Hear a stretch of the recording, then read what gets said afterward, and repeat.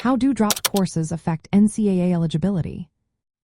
Have you ever wondered how dropping a course can impact a student-athlete's eligibility in the National Collegiate Athletic Association?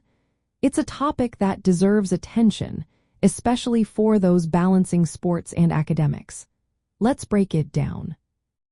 First off, maintaining a full-time course load is essential for NCAA student-athletes.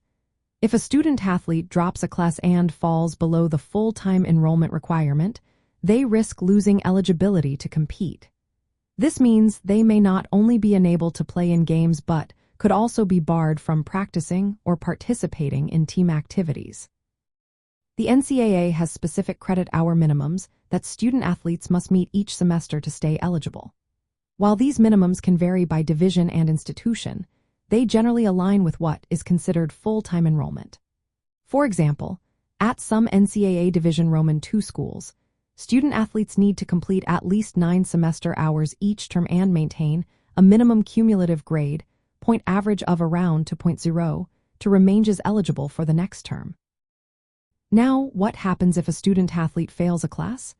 While failing is not ideal, it does not immediately affect their current eligibility as long as they remain as enrolled full-time. However, failing courses can put future eligibility at risk. The NCAA requires athletes to make consistent progress toward their degree by accumulating a certain percentage of their degree credits over time.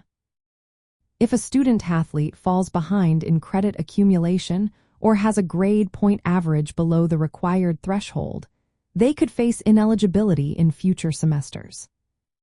When considering dropping a course, student-athletes must think carefully about the consequences.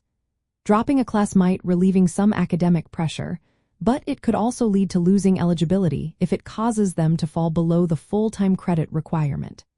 Conversely, staying in a challenging course and risking a failing grade might affect their grade point average and degree progress but keeps their current eligibility intact.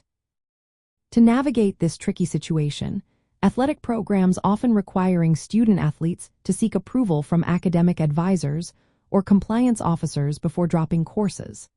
This helps ensure that their eligibility remains intact.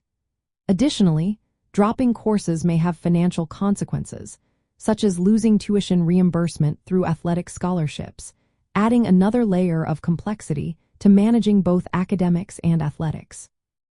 In summary, dropping courses can significantly affect NCAA eligibility by potentially reducing a student-athlete's credit load below the full-time minimum. Maintaining full-time enrollment and making steady progress toward a degree are vital for preserving eligibility. Therefore, student-athletes must carefully weigh the academic and athletic impacts when considering dropping classes.